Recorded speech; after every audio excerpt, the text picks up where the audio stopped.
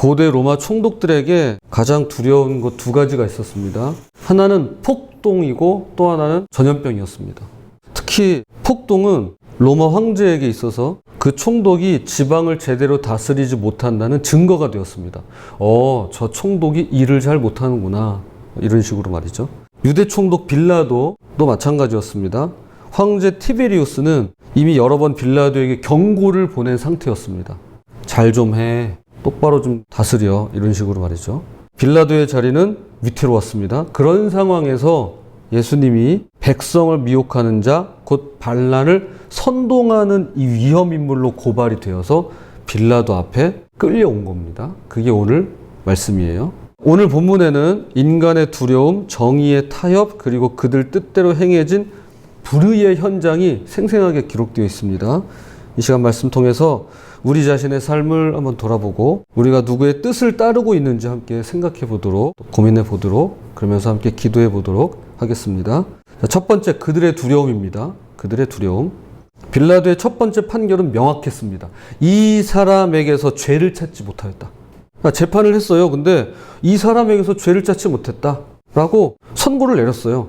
헤롯 왕도 같은 결론에 도달했습니다.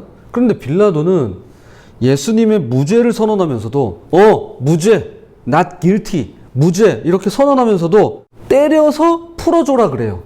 무죄, 죄가 없어, 죄를 발견하지 못했어 그랬는데 때려서 놔주래요. 때려서 집에 보내래요. 이상하지 않아요? 죄가 없는데? 죄가 없는데 왜 때려요? 이것은 빌라도의 두려움을 보여줍니다. 빌라도가 두려운 게 있었어요. 그는 예수님을 완전히 석방할 경우, 그러니까 아무것도 안 하고 죄 없어 그냥 집으로 가, 집으로 돌려보내 라고만 한다면 유대 지도자들과 민중들, 국민들의 이 분노가 폭동으로 이어질까 봐 두려웠던 겁니다.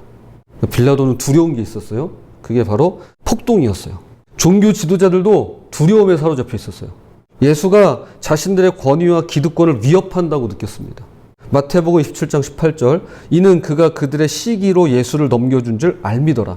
종교 지도자들도 예수님이 죄가 없는 걸 알았어요. 근데 시기심, 질투가 자라서 시기가 되는데 시기심을 가지고 재판을 받게 해서 유죄 선고를 받아가지고 십자가에 못 박게끔 하려고 했던 거였어요. 두려움은 우리를 정의롭지 못한 결정으로 이끌어갑니다. 빌라도는 3번이나, 오늘 말씀에 3번이나 야 무죄야, 죄 없어, 죄를 발견하지 못했어 3번씩이나 선언했음에도 불구하고 그의 두려움이 정의를 실현하지 못하게 막았습니다. 타협의 시작은 때려서 놓겠노라였어요. 죄가 없는데 왜 때려요? 이것은 정의와 불의 사이의 중간 지점을 찾으려는 시도였습니다. 야, 죄 없는데 그냥 보내기는 좀 뭐하고, 그래 알았어 내가 몇 대 때려가지고 집으로 보낼게. 요 타협, 요 중간 지점을 찾으려는 시도, 요게 문제였던 거예요. 여러분, 정의와 불의 사이의 중간, 즉 중도는 없습니다. 그런 거 없어요. 오늘 우리 삶에서도 이런 두려움의 영향을 볼 수 있습니다.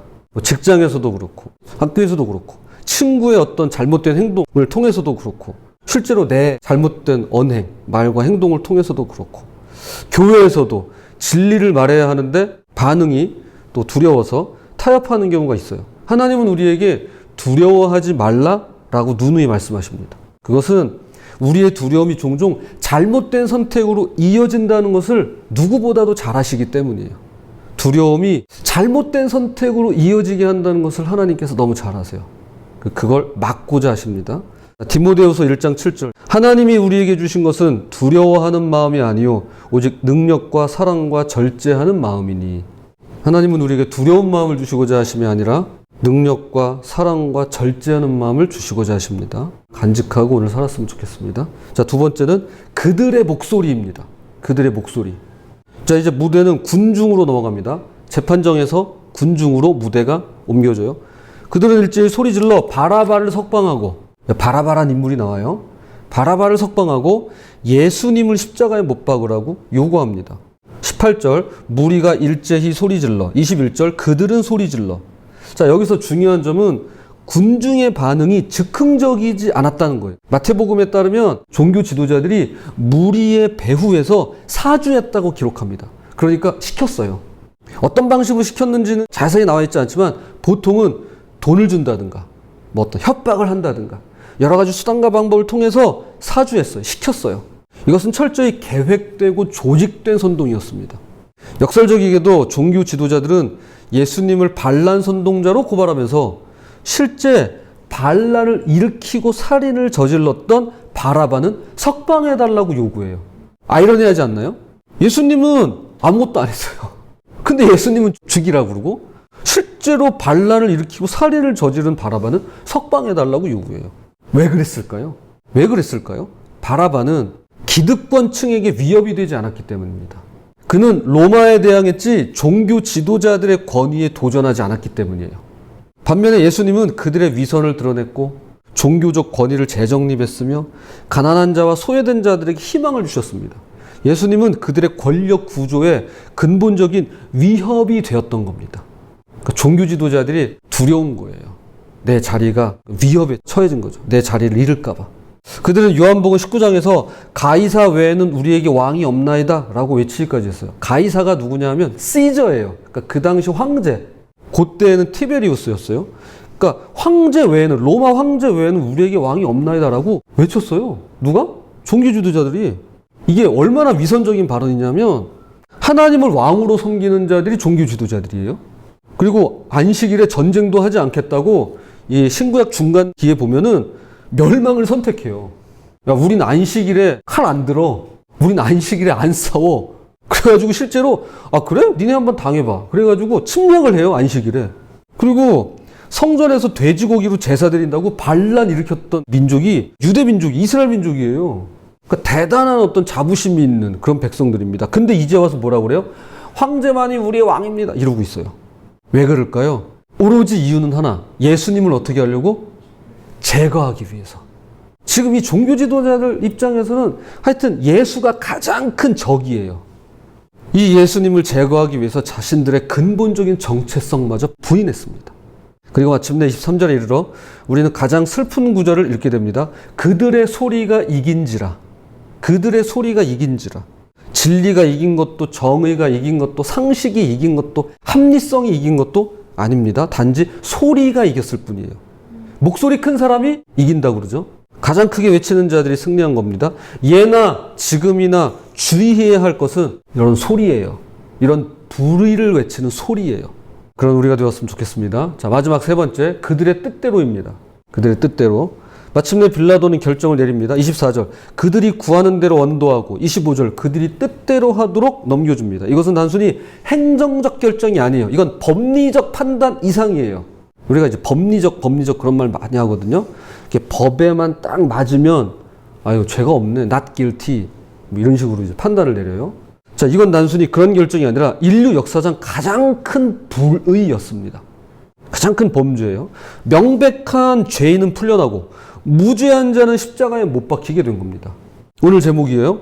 그들의 뜻대로. 그들의 뜻대로 됐어요. 이것은 성경에서 인간의 죄악된 상태를 가장 간결하게 요약한 표현 중 하나로 인간의 타락한 본성은 하나님의 뜻이 아니라 그들의 뜻대로 하는 욕망에서 비롯됨을 보여줍니다. 이거는 우리 인간의 근본적인 바램, 소원, 욕망이 내 뜻대로, 그들의 뜻대로, 하나님 뜻대로가 아니라 이 재판 과정에서 모든 인물이 자신의 뜻을 따르는 모습을 확인할 수 있습니다. 빌라도는 정치적 안전을 위해서 정의를 타협했고 종교 지도자들은 권력 유지를 위해서 메시아를 거부하고 죽였으며 군중들은 선동에 휩쓸려 무죄한 자를 정죄했습니다. 그 결과는 인류 역사상 가장 큰 불의가 드러났는데요.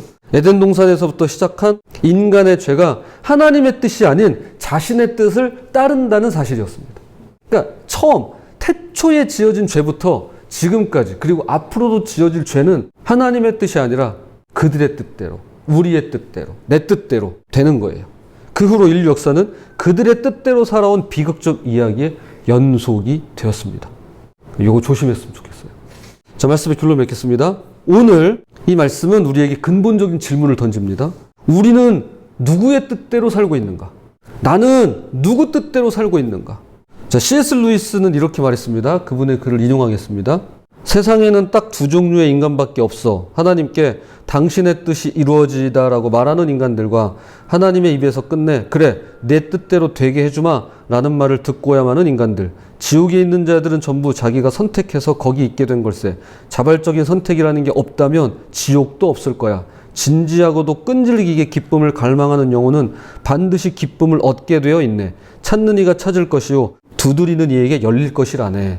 이거 정말 귀한 통찰력을 우리에게 줘요. 지옥은 결국 내 뜻대로 살겠다는 선택의 최종 결과이고, 반대로 천국은 아버지의 뜻대로 살겠다는 선택의 종착지예요.